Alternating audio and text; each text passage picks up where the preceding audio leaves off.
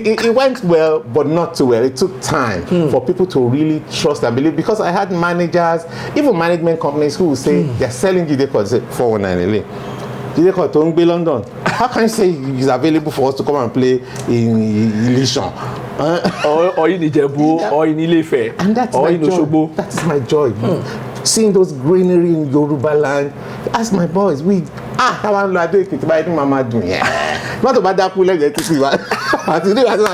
We are going to see the body and the akara and the akara you can't get it. I've done everything. I've been everywhere. All I want to see now is Yoruba land. I'm able to say that because when you work basically you play Yoruba music, you play Yoruba, so Yoruba is this interesting. So I want to be as Yoruba as possible before I die. It comes naturally. You can't give what you don't have. Some people don't even want to be like me. They will think, Kalim Baba Chord, that's what they want. That's what their family pushed them to. But that is not the way I started off, and that I cannot change now. With Oga, stagecraft, the use of colors. Oga taught me that, or I observed and he taught me the use of colors, how to present, how to own your stage, and clever use of colors. I keep coming back to colors. Magic is about colors. It's not about jazz. It's about the use of sleight of hand. He taught me magic. It's about sleight of hand and colors.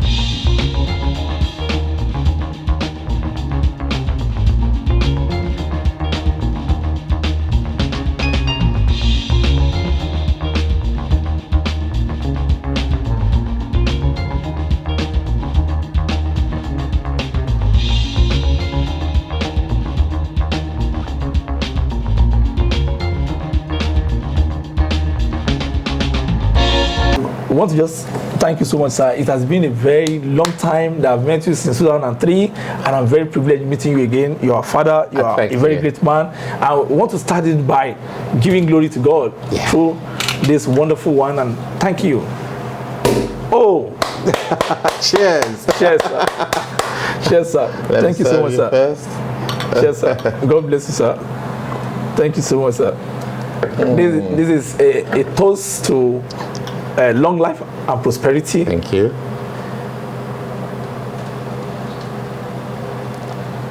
A toast to long life and prosperity, sir. Thank you. Good health, more wealth, and more innovation.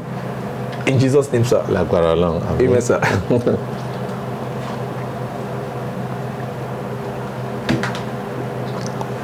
He's a sweet man, sir. Very sweet. Very sweet. Very fantastic. Very pleasant. Pleasant, yeah. A natural movie. Well, it's another very lovely, historic moment. Very, very historic, a rare moment. This is a very rare honor.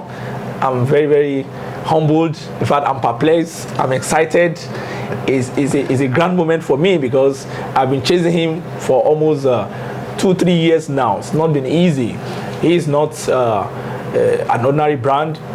He's a very wonderful, rare, very busy, highly busy, sophisticated man.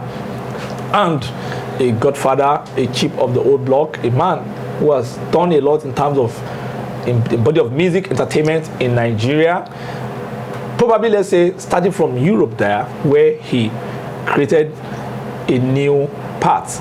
He was able to, we can call him a pathfinder in the entertainment sector, in the black community, and in the four corners of Europe. He has been able to tour almost 4 to 5 continents, selling the Juju Music brand.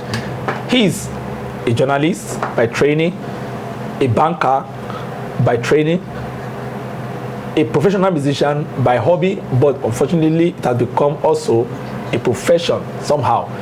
I'm talking about the great man, a man I met and I saw the last time in Nigeria in 2003, and anytime he sat into the country, before we pin him down, he's always busy, he's always in Nigeria, but before we pin him down, he's either in one show or he has flown out of the country to London, and so busy man. I'm happy to introduce, I want to call him Chief, Jide Akinwunmi, aka Jide Chord, a Juju maestro, an entertainment guru, a man of wisdom, a man of intellect, a man of intellectual sagacity, the father of many and the creator of his own brand of Juju Music.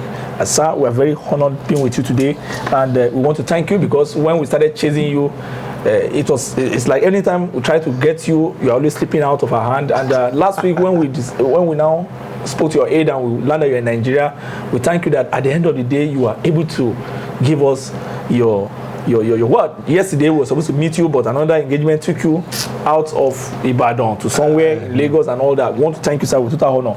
Let's start by asking that, what has been happening to this great man, Jide Chord? Wow, how have you been? A lot of people will say, oh, where have you been? We've seen your shows on the internet, on the social media, some of the sophisticated shows you've done, but what has been happening to you, and how is Nigeria making you feel, sir?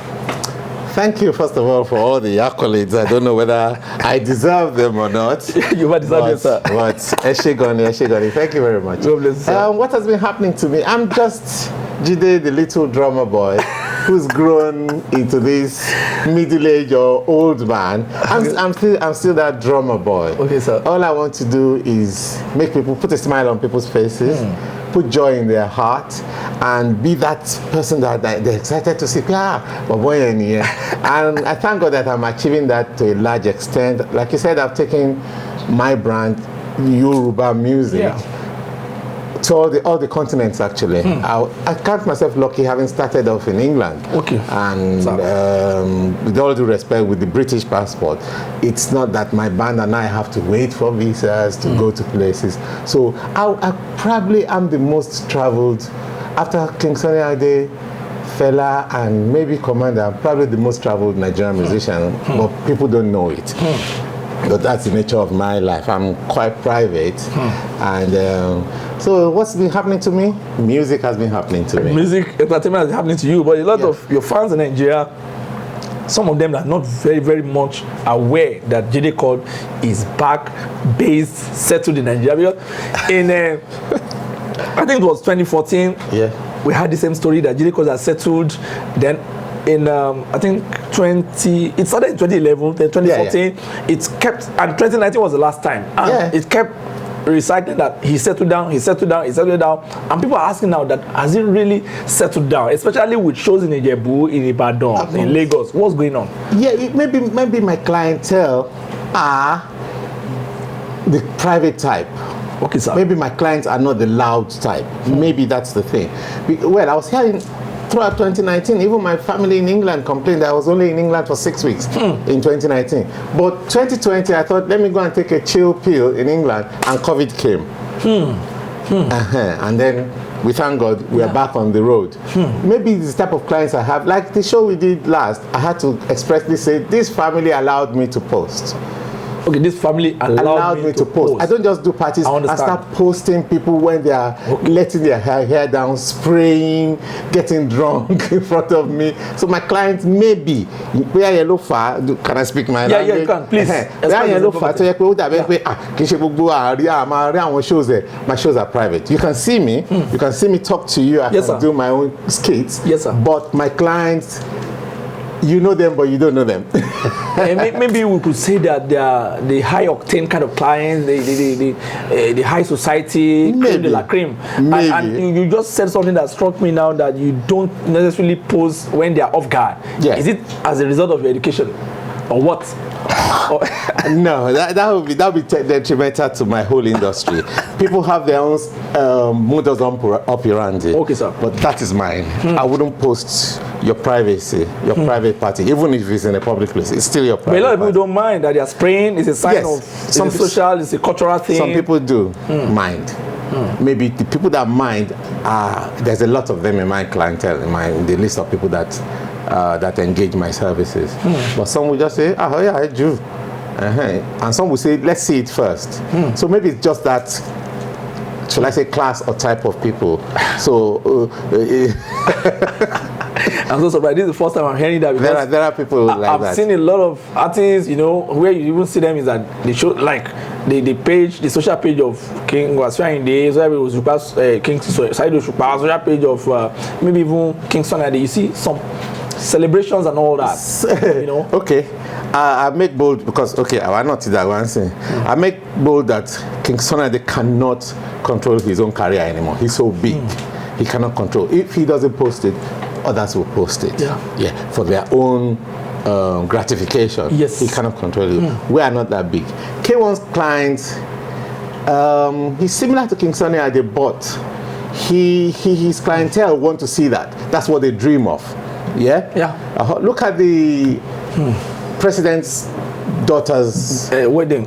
Yes, in the bus. See what happened there, young people. Yes. See what happened in the bus. Yes. They probably didn't want that out. But there's a lot of... Even there was a Cubana there in the north spending his own money too. Whatever. So we would not kill joy. We are not killjoys. But at the same time, some people that you won't believe that they will waste ₦1 million on Jide Chord would do it just like that because they are Jide Chord's friend. Yeah. But they don't want you to know. That doesn't add to their accolades. It doesn't add to their pedigree. It doesn't add to their family history. They don't need that. There are other things that they take pride in.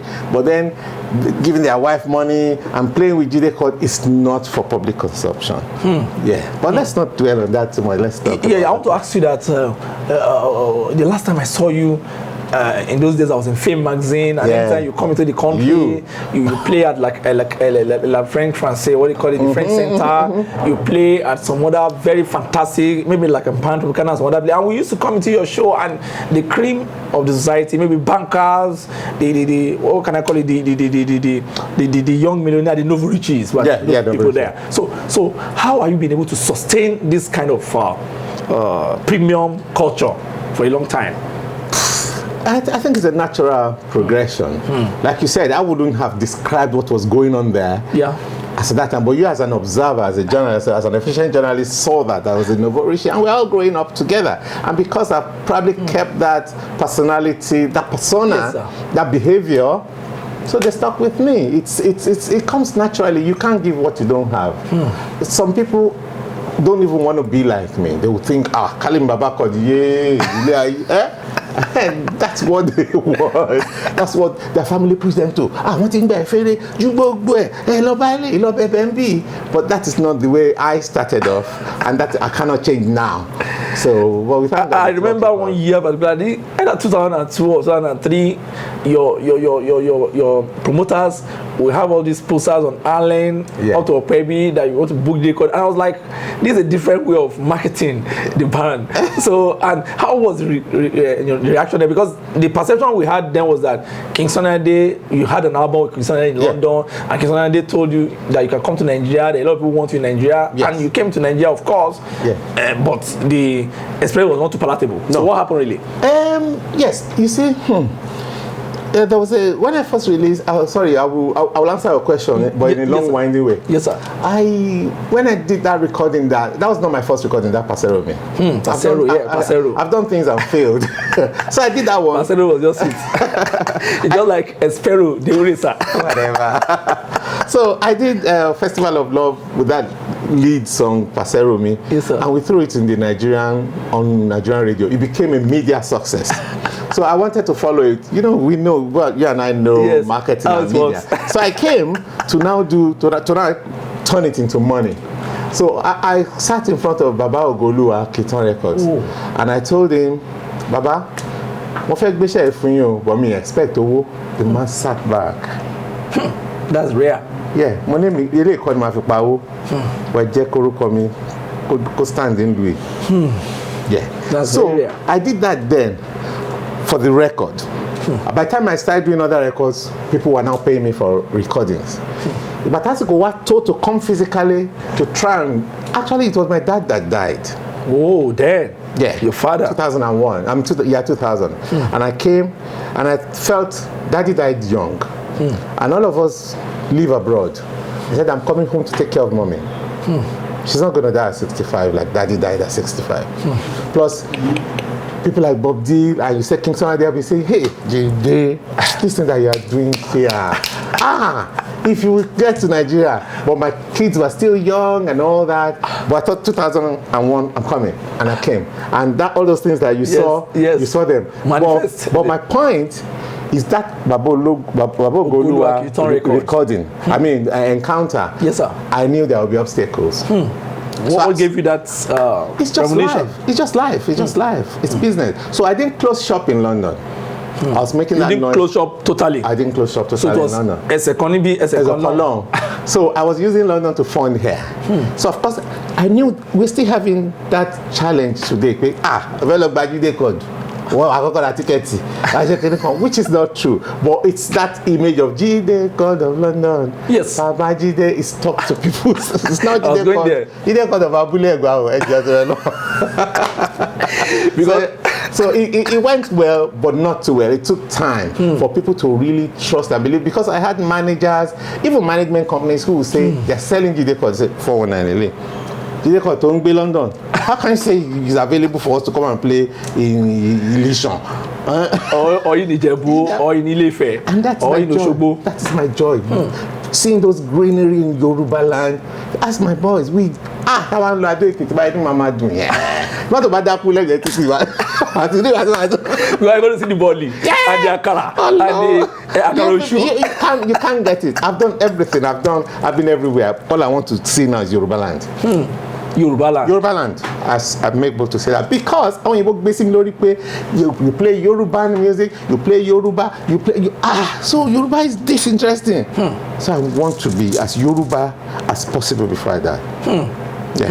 But let me ask you, did you regret the advice of King Sunny Ade that you should come and settle down home? Commander Gonzo. Yes. Did you regret taking that decision? No, or was it a lesson for you? It's a lesson for me. I did it too late.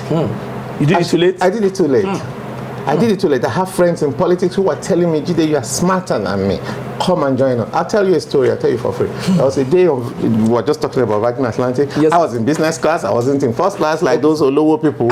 But luckily, business class came out the same time as first class in Heathrow. It just the next. And Baba Tinubu was governor then. So Tokunbo prepare me. Say, Jide Chord here, mama. Jide Chord along downtown. Jide Chord go London. She said, come and join. But I regret not coming as at that time. I should have come at that time. But what was stopping you there? What was pressing you there in London? Why? What was the gravitating force? Oyibo people. 40% of my work was in the Nigerian community. 60% was outside. Tour. They will have booked me for tour. Then they will now call me.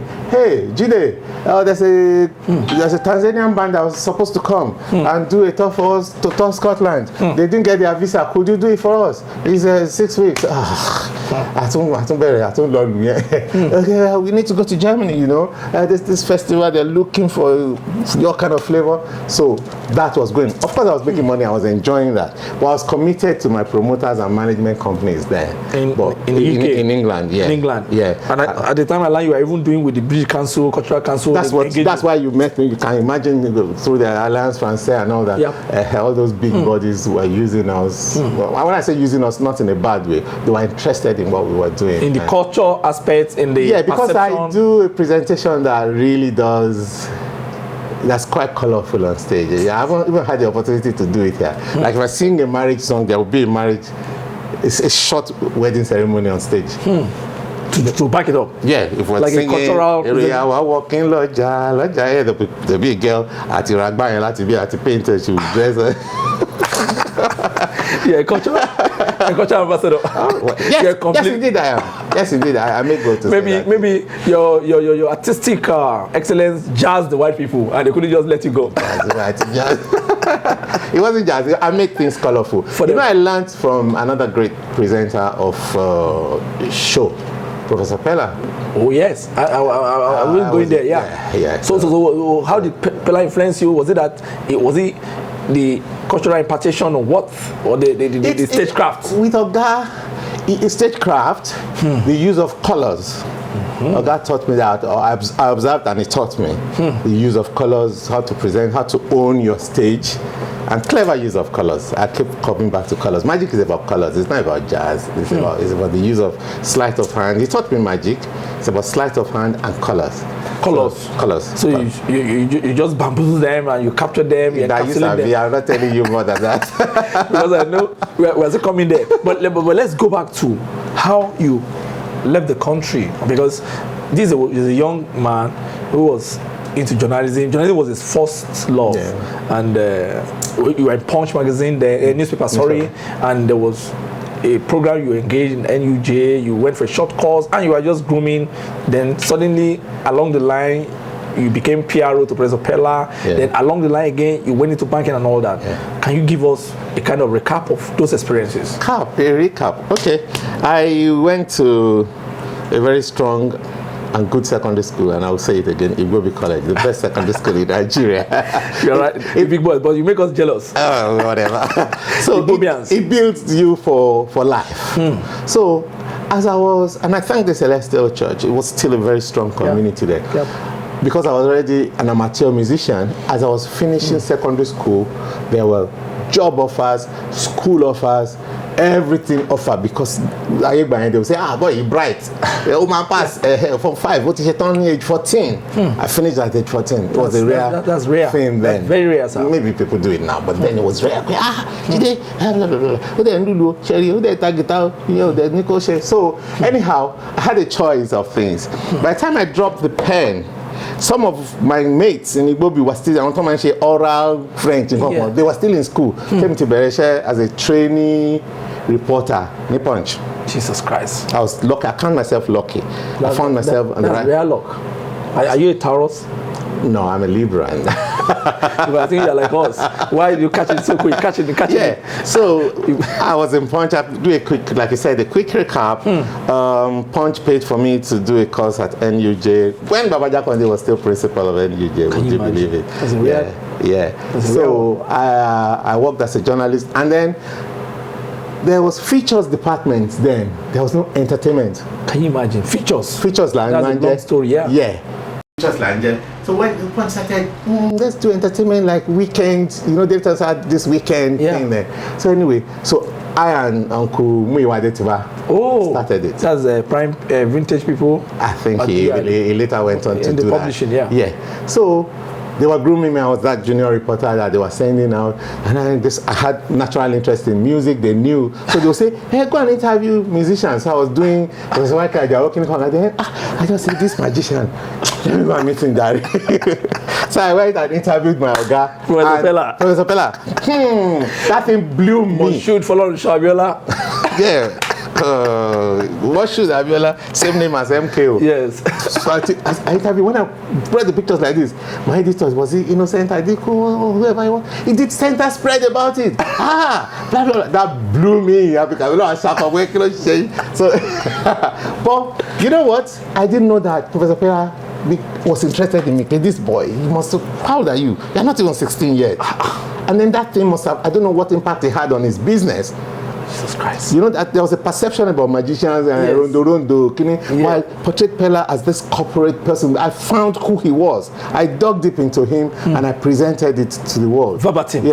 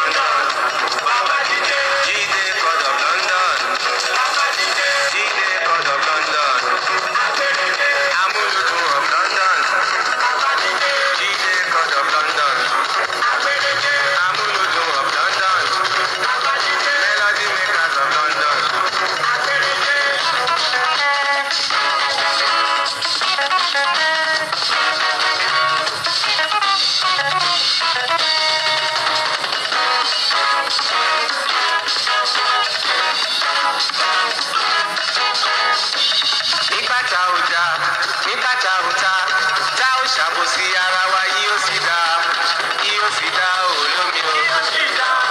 Yóò sì dá olómi. Yóò sì dá olómi o.